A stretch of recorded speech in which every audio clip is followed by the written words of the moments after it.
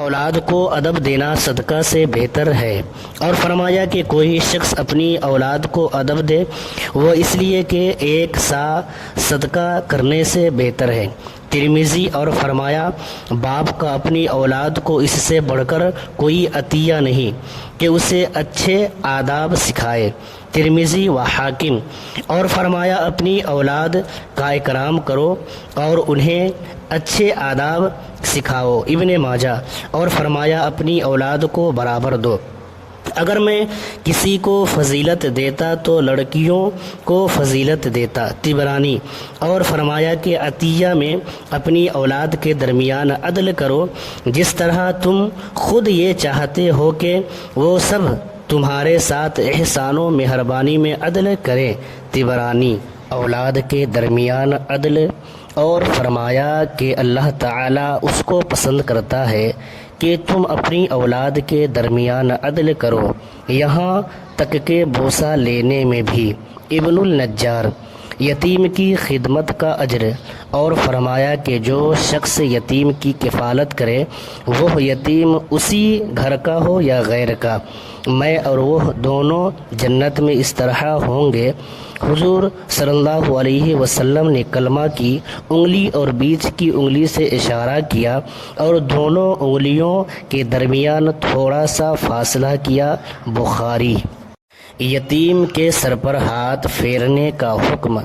اور فرمایا جو شخص یتیم کے سر پر محض اللہ کے لیے ہاتھ پھیرے تو جتنے بالوں پر اس کا ہاتھ گزرے گا ہر بال کے مقابل میں اس کے لیے نیکیاں ہیں۔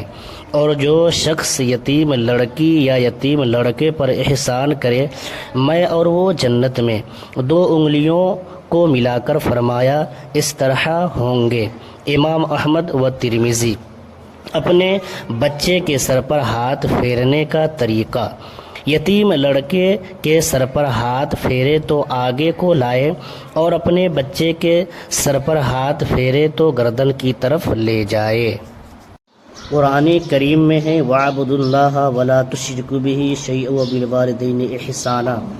ترجمہ۔ اور اللہ تعالیٰ کی عبادت کرو، اس کے ساتھ کسی کو شریک نہ کرو، ماں باپ سے بھلائی کرو، رشتہ داروں، یتیموں، محتاجوں، پاس کے ہمسایہ، دور کے ہمسایہ اور کروٹ کے ساتھی، راہ گیر اور اپنے باندی غلام سے، بے شک اللہ کو خوش نہیں آتا کوئی اترانے والا، بڑائی مارنے والا۔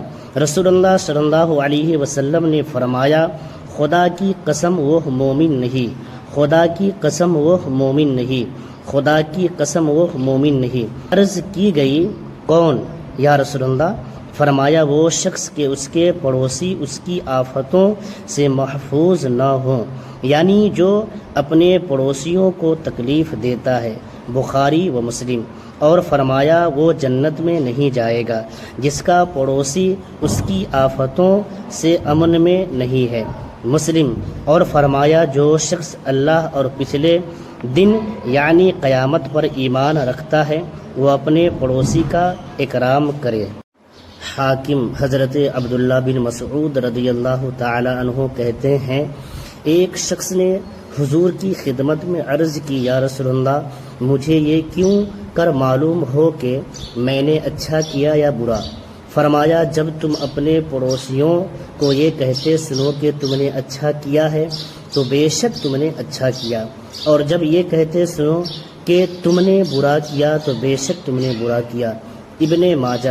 حضرت عبداللہ ابن عباس رضی اللہ تعالی عنہما کہتے ہیں میں نے رسول اللہ صلی اللہ علیہ وسلم کو یہ فرماتے سنا مومن وہ نہیں جو خود پیٹ بھر کر کھائے اور اس کا پڑوسی اس کے پہلو میں بھوکا رہے، یعنی مومن کامل نہیں۔ بہقی۔ رسول اللہ صلی اللہ علیہ وسلم نے فرمایا جب کوئی شخص ہانڈی پکائے تو شوربہ زیادہ کرے اور پڑوسی کو بھی اس میں سے کچھ دے۔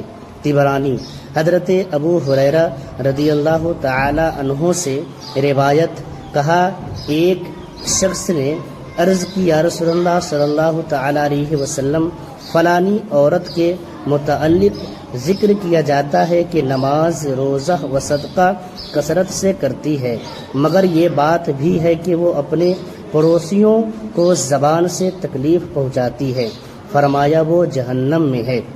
انہوں نے کہا یا رسول اللہ صلی اللہ تعالی علیہ وسلم، فلاں عورت کی نسبت ذکر کیا جاتا ہے کہ اس کے روزہ و صدقہ و نماز میں کمی ہے، یعنی نوافل۔